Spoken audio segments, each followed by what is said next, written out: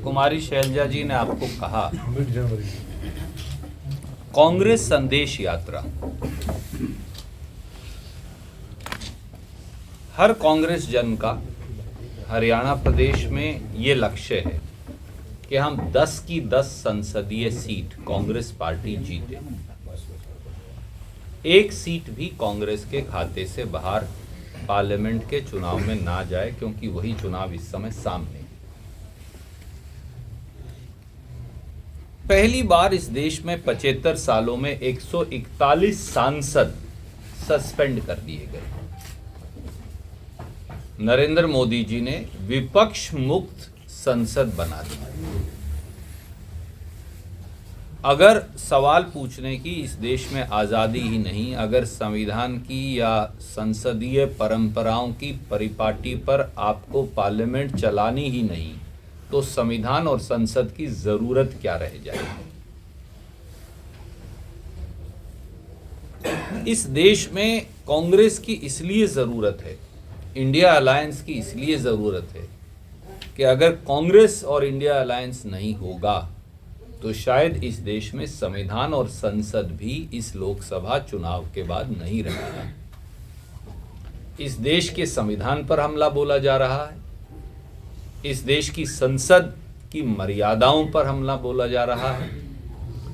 इस देश का नौजवान भीषणतम बेरोजगारी से गुजर रहा है, खास तौर से हरियाणा में। जब कुमारी शैलजा जी प्रदेश कांग्रेस की अध्यक्ष थी, तब से हम हेरा फेरी सर्विस कमीशन, जिसे HPSC कहते हैं, और HSSC, इन दोनों की धांधली, घपलेबाजी और घोटालों के खिलाफ जो माननीय मनोहर लाल खट्टर जी के संरक्षण में चल रहा है, कहीं ना कहीं उनकी परोक्ष या प्रत्यक्ष सहमति है। वो सारे 47 पेपर लीक कांड जो हुए, नहीं तो 9.5 साल से एक आदमी को भी सजा नहीं मिली, ना कोई जेल गया।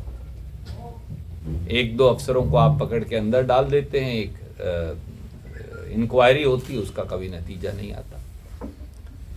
किसान हरियाणा का गंभीर उत्पीड़न और भेदभाव का शिकार है। हरियाणा में दलित हो या पिछड़ा वर्ग हो, दोनों के दोनों वर्ग जो हरियाणा की माटी का एक अहम हिस्सा है, दोनों सरकार की अनदेखी और अत्याचार उसके शिकार हैं। गरीब और अमीर की खाई देश में समेत प्रदेश के इस समय उसका गंभीरतम संकट है। यही नहीं, भारतीय जनता पार्टी और जजपा की सरकार, जिसका आधार ही सत्ता की लोलुपता है, सत्ता की हवस के नींव पर बनी ये सरकार, जिसको हरियाणा के लोगों ने वोट डाल के नहीं बनाया। जजप्पा ने तो भाजपा के खिलाफ वोट मांग के सरकार बनाई, इसलिए ये सरकार का आधार नहीं, आधारहीन ये सरकार दोनों हाथों से पिछले लगभग 5 सालों से प्रदेश को लूट रही है। 9.5 साल की भाजपा सरकार और 5 साल की भाजपा जजपा की साझी सरकार ने हरियाणा प्रदेश को एक ऐसे दोराहे पर लाकर खड़ा कर दिया जहां बेरोजगारी दर लगभग 37 से 40% है। मुख्यमंत्री और सरकार ने विधानसभा के अंदर बताया कि केवल इस साल में 5 महिलाएं हर रोज बलात्कार की शिकार हो जाती हैं। 2 लाख से ज्यादा सरकारी पद खाली पड़े हैं, 72,000 उनमें से अध्यापकों के पद खाली पड़े हैं। शिक्षा मंत्री हों या दूसरे किसी विभाग के मंत्री हों, उनका हरियाणा की अगली पीढ़ी, अगली पोत से कोई लेना देना नहीं। किसान, दलित, पिछड़े, युवा, महिलाएं, सबके सब उत्पीड़न की शिकार हैं। और आज हरियाणा के लोग इस बात के लिए तैयार हैं, एक जमाने में इनको संपूर्ण बहुमत संसद और उसके बाद पहले विधायिका में दिया और दूसरी बार उनको पूरा बहुमत नहीं दिया, परंतु संसद के अंदर मेजॉरिटी सांसद भारतीय जनता पार्टी के लोगों ने चुनकर भेज दिए, जो कभी किसी ने सोचा नहीं था। आज वो सारे लोग अपने आप को ठगा हुआ महसूस करते हैं। इसलिए आज सबसे बड़ी जरूरत है, अगर देश में परिवर्तन करना है और नई सरकार कांग्रेस और इंडिया अलायंस की बनानी है, तो हमारे जो 10 सांसद हैं वो इसकी सबसे महत्वपूर्ण कड़ी है। इसलिए ये आवश्यक है, जनवरी माह में, तारीख हम आपको निश्चित करके बता देंगे, लगभग मिडल जनवरी में, मध्य जनवरी में कांग्रेस संदेश यात्रा, ताकि कांग्रेस मजबूत हो और 10 के 10 सांसद हमें जीतने में मदद मिले। हम साथियों ने मिलकर ये निर्णय किया कि एक बड़ी मूवमेंट चलाने की आवश्यकता है हर संसदीय क्षेत्र में, और संसदीय क्षेत्र के साथियों से, कांग्रेस के साथियों और नेताओं से राय करके उसके रूट का निर्धारण होगा। हम अपने आप किसी रूट का निर्धारण नहीं करने वाले। तो जो कांग्रेस के कार्यकर्ताओं की चाहत होगी उसके अनुरूप और इन सारे मुद्दों को लोगों तक ले जाने के लिए इस कांग्रेस संदेश यात्रा को हमने निकालने का निर्णय किया है। और आज इसीलिए आपके बीच में हमने, किरण जी आप कुछ ऐड करना चाहते हैं? देखिए, प्रजातंत्र में जनमत सबसे बड़ा है और जनमत का सम्मान शीश झुकाकर सबको, हमारे समेत, हमेशा स्वीकारना पड़ेगा। आपका इशारा हाल में हुए 5 राज्यों के चुनाव की ओर था, क्योंकि उससे पिछले 2 राज्य तो कांग्रेस ने जीते, पहले हिमाचल प्रदेश और फिर कर्नाटक। इस बार जो 5 राज्य हुए उनमें से 3 राज्यों का चुनाव भाजपा ने जीता, 1 राज्य का चुनाव कांग्रेस ने जीता और 1 राज्य का चुनाव ना कांग्रेस ना भाजपा दोनों ने नहीं जीता। एक तीसरी पार्टी जो वहाँ की रीजनल पार्टी है मिजोरम की, उन्होंने जीता। ये सच है कि वो 3 राज्यों का चुनाव जीते, पर 3 राज्यों का चुनाव जीतने का मतलब क्या संसद पर ताला लगाना हो सकता है? आप वरिष्ठ पत्रकार हैं, मैं ये आपके और आपके पाठकों और दर्शकों के विवेक पर छोड़ता हूँ।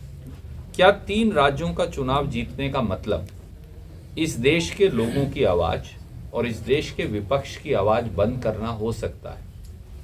क्या 3 राज्यों के चुनाव जीतने का मतलब अब बेरोजगारी पर, महंगाई पर, आर्थिक भेदभाव पर, डूबती अर्थव्यवस्था पर, किसान और गरीब से भेद के साथ अत्याचार पर, महिलाओं से अनाचार पर कोई सवाल उठा ना पाए? क्या उसका जवाब ये हो सकता है? मुझे विश्वास है आप इस देश के 140 करोड़ लोगों और 2.5 करोड़ हरियाणवियों से पूछेंगे तो जवाब नहीं में आएगा। हरियाणा के लोग तो तैयार बैठे हैं कि कब उन्हें मौका मिले और कब वो भाजपा जजपा सरकार और उनके जो गुरु हैं ऊपर जो बैठे हैं दिल्ली में, वो उनको वोट की चोट से जवाब दे पाए। हमें ये विश्वास है, एक चुनाव में अगर हम कामयाब नहीं हो पाए तो उसका ये मतलब नहीं है कि हम लोगों के प्रहरी बनना बंद कर दें। कांग्रेस का संदेश, माननीय राहुल गांधी जी और खड़गे साहब का संदेश, और उससे भी ज्यादा वैचारिक संदेश जो कांग्रेस पार्टी का है, छोटे किसान के लिए, छोटे दुकानदार के लिए, गरीब के लिए, दलित के लिए, बैकवर्ड के लिए, उसे हमें दोबारा से मजबूती से ले जाना पड़ेगा। अगर हमारे संदेश ले जाने में कहीं कमी है तो हम उसको और बेहतरीन तरीके से करेंगे, और कांग्रेस संदेश यात्रा का लक्ष्य भी है। कांग्रेस का व्यक्ति क्यों नहीं शामिल होगा? कांग्रेस 10 सीट संसद में जीते, ये तो हम सबका लक्ष्य है। जो लोग इस कमरे में उनका भी, और जो लोग इस कमरे में नहीं है उनका भी। इसमें कोई मतभेद होने का प्रश्न हो ही नहीं सकता। अपने अपने तरह से कांग्रेस को मजबूत करने का तरीका है। सब लोग एक जगह इकट्ठे हों ये जरूरी नहीं, और ये संभव भी। तो उस मीटिंग का हिस्सा था नहीं, क्योंकि कांग्रेस की तरफ से खड़गे साहब, राहुल गांधी जी और हमारे जो संगठन महासचिव हैं वेणुगोपाल जी, हर पार्टी के 3-3, 4-4 नुमाइंदे इस प्रकार से शामिल होते हैं। इसलिए अंदर किसकी क्या बात हुई मुझे इसकी जानकारी नहीं। जो अखबार के मित्र या टेलीविजन के मित्र अटकलें लगा रहे हैं, मुझे लगता है कि वो जो आज की मौजूदा भाजपा सरकार है वो उसकी घबराहट से प्रेरित है। ना नीतीश बाबू नाराज हैं, ना अखिलेश बाबू नाराज हैं, ना लालू जी नाराज हैं, ना कोई और व्यक्ति नाराज है। नहीं तो वो इंडिया अलायंस की बैठक में शामिल क्यों होते? और इंडिया अलायंस का लक्ष्य सत्ता परिवर्तन तो है, पर उससे भी बड़ा वो सारे मुद्दे जो भारत जोड़ो यात्रा के माध्यम से श्री राहुल गांधी जी ने उठाए थे। इस देश में भीषणतम बेरोजगारी का क्या हल है? क्या हमारे बच्चों को केवल विदेश जाना ही एकमात्र तरीका बचा है? क्या अब हमारे बच्चों को इजराइल में नौकरी करनी पड़ेगी या उन्हें रोहतक में, जींद में, करनाल में, कुरुक्षेत्र में, भिवानी में, महेंद्रगढ़ में भी नौकरी मिलेगी या नहीं मिलेगी? क्या पिछड़े वर्गों, दलितों के बच्चों के साथ न्याय होगा? किसान के बेटा और बेटी के साथ न्याय होगा? क्या महंगाई से निजात मिलेगी? क्या आर्थिक असमानता, जहां शैलजा जी बता रही थी 53% लोगों के पास इस देश की 15% संपत्ति है, और इस देश में 2 दर्जन लोगों के पास इस देश के 60% प्रॉपर्टी है। कैसे चल पाएगा देश? इन सब बातों के लिए इंडिया अलायंस है। इसलिए हम सत्ता परिवर्तन और वैचारिक व्यवस्था परिवर्तन है, और ये सबके सामने है, छुपी हुई बात नहीं है। और आज जो हरियाणा के अंदर स्थिति है वो भी सब जानते हैं। विधानसभा सत्र अभी कल समाप्त हुआ है, 3 दिन का विधानसभा सत्र। इतने सारे मुद्दे मेरे पास जनहित के पूरे हरियाणा से आते हैं कि जिनको उठाया जाए, कि सरकार उनका समाधान निकाले, लेकिन सरकार जो है पूरी तरह से अनदेखी करती है। और 3 दिन के सदन में आप जानते हैं कभी भी कुछ हो नहीं सकता। आलम यह है कि हमने ये बात, महिला उत्पीड़न की बात उठाई। आपने देखा कैसे हमारी बच्चियों के साथ जो है 143 गर्ल स्टूडेंट्स जो हैं उन्होंने शिकायत करी इस प्रिंसिपल के खिलाफ, और जो है 6 बारी का वो हैबिचुअल ऑफेंडर, और अभी तक वो प्रिंसिपल बैठे हुए थे, अब उसके ऊपर कार्रवाई करी गई। तो इससे ज़्यादा और घिनौनी बात क्या होगी? मैंने कल ये एक प्रश्न पूछा विधानसभा में कि करीबन 11,000 करोड़ रुपया जो एक ग्रांट के रूप में एजुकेशन डिपार्टमेंट को मिला, उसको वापस कर दिया गया। वापस क्यों करा गया? हमारे स्कूलों के अंदर ना टॉयलेट्स हैं बच्चियों के लिए, ना हमारे पीने के लिए सुविधा है उनके पीने के लिए, ना हमारे स्कूलों के जो हैं 4 दीवारी है, ना स्कूलों आधे स्कूलों की जो है हालत भी जो है वो जर्जर है। तो इस तरह के हालात हैं, और ये सरकार, इससे ज़्यादा और क्या शर्म होगी, शर्म की बात होगी कि करीबन 11,000 करोड़ रुपया जो ग्रांट के रूप में है, जो बजट एलोकेशन नहीं है, ग्रांट के रूप में जो हमारे पास आया है, उसको जो है सरेंडर करा गया, वो लैप्स हो गया, उसको वापस भेजा गया है। तो आप सरकार के बारे में समझ सकते हैं। आज बेरोजगारी का आलम ऐसा है कि हमारे जीटी रोड के जितने बच्चे, सारे लोग, बूढ़े बुजुर्ग जो हैं, उनके रिश्तेदार आके कहते हैं वो एक क्या नहीं, ये वो इलीगल तरीके से वो डोंकी उस प्रक्रिया के जरिए जो हैं बाहर विदेशों के अंदर पलायन कर रहे हैं, क्योंकि उनके पास कोई और साधन नहीं रह चुके, कोई दाल रोटी के लाले पड़ रहे हैं, और जो है बूढ़े बुजुर्ग खाली रह गए। इनकी जो ये आजकल इतनी बड़ी आ रही है गारंटी, बीजेपी भाजपा की गारंटी, हर एक गारंटी जो ये बात कह रहे हैं, धुआं मुक्त, इन्होंने महिलाओं को ऐसे करा 1150 रुपये का सिलेंडर कर दिया। आयुष्मान भारत इन्होंने ऐसे करा, बीजेपी की गारंटी आयुष्मान भारत। आज आप मुझे बताइए कितने लोगों को इसका लाभ मिल रहा है? लोग आके बताते हैं कि अपनी जेब से पैसे दे दे के वो कर रहे हैं, जिनके पास कार्ड पहुंचा दिए हैं, लेकिन कोई काम नहीं हो रहा। फिर रोजगार की गारंटी, रोजगार की बात करी गई। रोजगार में हमने देखा 2 करोड़ रोजगार की बात कही गई थी। आज 10 साल उपरांत 20 करोड़ रोजगार वो कहाँ गया? महंगाई का आलम है। प्रॉपर्टी आईडी, फैमिली आईडी, आज यह हो रहा है कि हम लोग अपनी कोई बेच के अपनी रजिस्ट्री करवाना चाहता है, वो नहीं करवा सकता। सबकी जेबों के ऊपर डाका डाला जा रहा है। मैंने विधानसभा के अंदर रेजोल्यूशन लेकर आई मैं कि जो है एमएसपी को वैदिक दर्जा दिया जाए, और इसके अंदर कुछ नहीं होता। रेजोल्यूशन का मतलब ये है कि हम सिफारिश करके भेजें केंद्र को कि हमारा जो है हरियाणा कृषि प्रधान प्रदेश है, और जब आपने तीनों काले कानून वापस करे थे, जब आपने वायदा करा था किसानों को कि उनको एमएसपी मिलेगी, लेकिन आज जो है 3 साल उपरांत उससे ज़्यादा हो गए हैं, आज तक अभी कुछ नहीं हुआ। तो ये हम हरियाणा की तरफ से केंद्र को ये भेजें, केंद्र को चेताएं, क्योंकि डबल इंजन की सरकार है यहाँ भी और वहाँ भी, कि आप जो हैं ये जो वायदा आपने करा था उस वायदा को पूरा करिए। क्योंकि आपने ये कहा था कि 2023 तक किसानों की आय जो है दुगनी करेंगे, ये गारंटी देते हैं, किसान खुशहाल गारंटी दे रहे हैं। क्या गारंटी दी है आपने? 2022 की 23 की उन्होंने कहा था कि हम दुगनी करेंगे, आज वही आमदनी जो है दुगनी नहीं आधी से भी आधी हो गई है। तो ये इस तरह का जो रेजोल्यूशन जो मैं लेकर आती हूँ उसको कट डाउन कर दिया जाता है, उसको लगाया नहीं जाता है। हमारी जिम्मेवारी बनती है कि हम केंद्र को बोलें, लेकिन केंद्र को बोलने की बजाय उसको जो है ऐसे जो रेजोल्यूशंस लाए जाते हैं उनको जो है लगने नहीं दिया जाता। मतलब क्या है कि पूरी तरह से किसान विरोधी सरकार। हमारा जो व्यापारी है वो आज जो है जीएसटी जो है उसके ऊपर बहुत लंबे चौड़े उससे कह रहे थे कि इतना जीएसटी का जो है हमने ये कर लिया है, हमारे पास जीएसटी इतना आ गया है।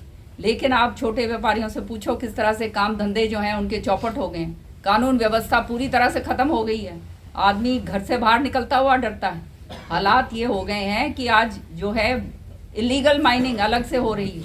आपके कौन कौन से ऐसे मुद्दे हैं जो नहीं हैं? ये सारे मुद्दे जो हैं इनके ऊपर जो है हम चर्चा करना चाहते थे, लेकिन ये चर्चा विधानसभा में तो होने नहीं दी जाती। तो आज सच्चाई ये है कि हर तरीके से लोग जो हैं वो त्रस्त हो गए हैं और लोगों को समझाना होगा कि केवल जुमलों से और झूठे वायदों से और जो ये इवेंट मैनेजमेंट जो बीजेपी जिसके अंदर इतनी ज़बरदस्त तरीके से इनके अंदर हुनर है उससे निकलना होगा।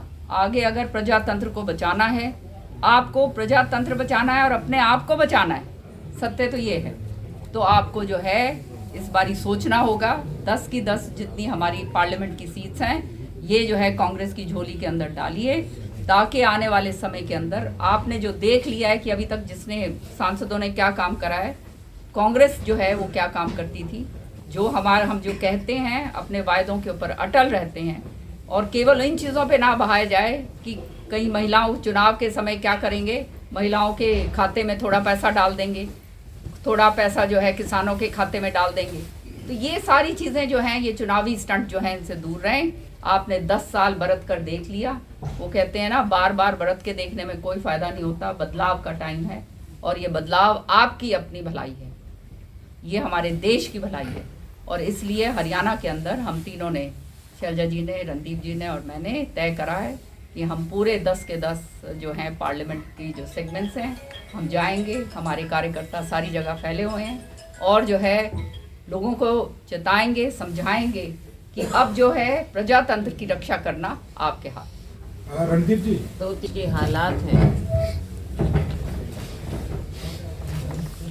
चंद हफ्तों में, महीनों में लोकसभा चुनाव आ रहा है। आज के दिन ज़रूरत है कि केंद्र में जो वर्तमान विचारधारा है भारतीय जनता पार्टी की, लोगों को बांटने की और एक तानाशाही की, उसके खिलाफ लोगों की आवाज़ मजबूत करना, लोकतंत्र को मजबूत करना, ये समय की पुकार है। साथियों, अभी जो हो रहा है, संसद में हो रहा है, मैं चाहूँगी कि रणदीप जी उस पर नज़र डालेंगे, सबको बताएंगे कि कैसे लोकतंत्र का हनन किया जा रहा है। सबसे बड़ी पंचायत जब लोगों की आवाज़ नहीं उठने देंगे तो ये किस मायने का लोकतंत्र रह जाता है। देश की आज़ादी के लिए जो हमारे पूर्वजों ने लड़ाई लड़ी, देश के लोकतंत्र के लिए जो नींव रखी हमारे बड़े नेताओं ने, डॉक्टर अंबेडकर जी के अध्यक्षता में एक जो कांग्रेस पार्टी ने, उस समय की असेंबली ने हमें एक संविधान दिया। आज उस संविधान के साथ कैसे खिलवाड़ हो रहा है, जब लोकतंत्र को कमज़ोर किया जा रहा है। हमें इसके खिलाफ आवाज़ उठानी है और जो पार्लियामेंट का चुनाव आ रहा है उसके लिए हमें मजबूती से आगे बढ़ना होगा। हम अपने अपने ढंग से कार्य करते ही हैं, पूरी कांग्रेस पार्टी कर रही है, लेकिन हम रणदीप जी, किरण जी, मैं, हमारे साथी कांग्रेस जन हरियाणा की 10 की 10 पार्लियामेंट क्षेत्रों में कांग्रेस संदेश यात्रा हम निकालेंगे, क्योंकि चुनाव से पहले समय कम है। 10 के 10 पार्लियामेंट यूनिट में हम जाएंगे, वहाँ के लोगों को आज की परिस्थिति के बारे में जागरूक करेंगे, कांग्रेस पार्टी की विचारधारा के बारे में लोगों को अवगत कराएंगे और जो राहुल जी का संदेश उन्होंने अपने भारत जोड़ो यात्रा द्वारा देश को दिया था, वो संदेश हम लोगों तक पहुंचाएंगे। हमारे अध्यक्ष मल्लिकार्जुन जी खड़गे जी का संदेश लोगों तक पहुंचाएंगे और हरियाणा में जो बांटने की राजनीति चल रही है भारतीय जनता पार्टी की, मिलीजुली सरकार की, भाजपा जजपा की, हरियाणा की जनता कभी इस बंटवारे को चाहे धर्म के नाम पर हो चाहे जाति के नाम पर स्वीकार नहीं करती। 36 बिरादरी, हरियाणा की 36 बिरादरी को कांग्रेस पार्टी संजोती, ये हमारी विचारधारा है। आज के दिन त्राही त्राही मची हुई है, केंद्र की नीति हो या राज्य की नीति हो, महंगाई आसमान को छू रही है, बेरोजगारी, देश में आज बेरोजगारी जिस कदर बढ़ रही, पहले क्या होता था, लोग छोटी छोटी अपना काम शुरू कर देते, आज वो भी नहीं कर पा रहे, सरकारी नौकरियां मिल नहीं रही। केंद्र की बात करें, केंद्र में कितनी वैकेंसियां, राज्य में कितनी वैकेंसियां। जिन लोगों ने दावा किया था कि हर साल 2 करोड़ रोजगार देंगे, आज वो दावा कहाँ गया, कहाँ हैं वो आंकड़े, क्या इन्होंने वो आंकड़े दिए हैं, या सारे रेड़ी फेड़ी लगाने वाले जो हमारे साथी अपना काम करते हैं, क्या सभी को पकौड़े बनाने के लिए उन्होंने मजबूर कर दिया है, क्या उसको रोजगार बोल रहे हैं, आंकड़े आते नहीं हैं। तो आम आदमी का, आम नागरिक का जीना दुश्वार हो गया। गरीब आदमी की कोई पूछ नहीं है। और जो राहुल जी ने कहा कि हमारा ओबीसी जो है, ओबीसी के नाम पर राजनीति जरूर की जाती, लेकिन जब आंकड़ों की बात होती है तो भारतीय जनता पार्टी सरकार, मोदी जी उससे पीछे क्यों हटते हैं? सेंसस के आंकड़े क्यों नहीं सामने आते? बहुत सी बातें हैं, देश की सारी संपत्ति कुछ हाथों में बेच दी जाती है, आम नागरिक को कुछ नहीं मिलता। इन बातों को बार बार उठाया जाता है, हम उठाते रहेंगे। इसके देश की संपत्ति पर हक आम लोगों को उनका हिस्सा मिलना चाहिए, केवल चंद हाथों में। बातें बहुत सी हैं, तो ये यात्रा हम शुरू करेंगे जनवरी के बीच में। कहा कि मैंने अब तक लोकसभा के चुनाव लड़े हैं, राज्यसभा में भी रही हूँ, हाईकमान ने जो आदेश किया मैंने हमेशा माना, और मैं हमेशा कहती हूँ कि जो पार्टी फैसला करती है वही सर्वोपरि होता है।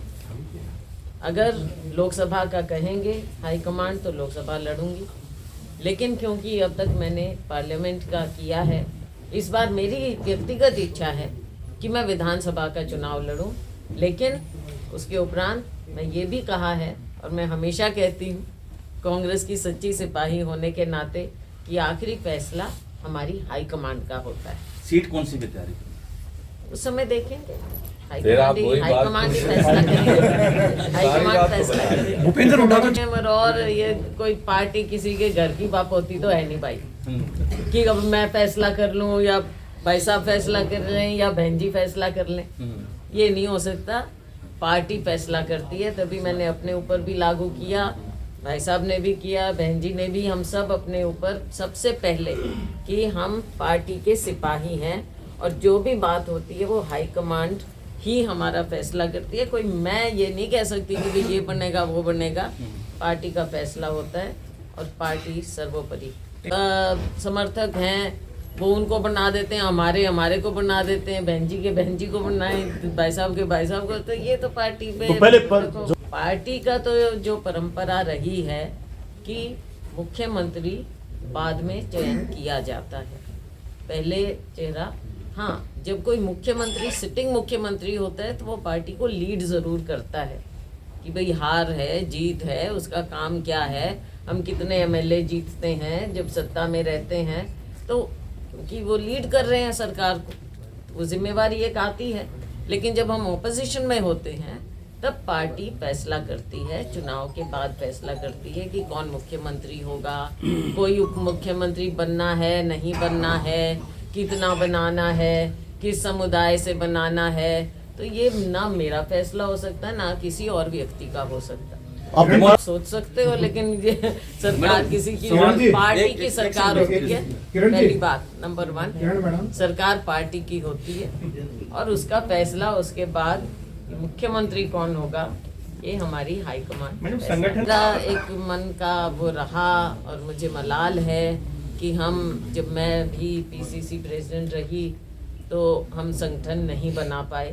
तो ये एक बड़ी दुर्भाग्यपूर्ण बात है कि संगठन नहीं बना, इतने साल से नहीं बना।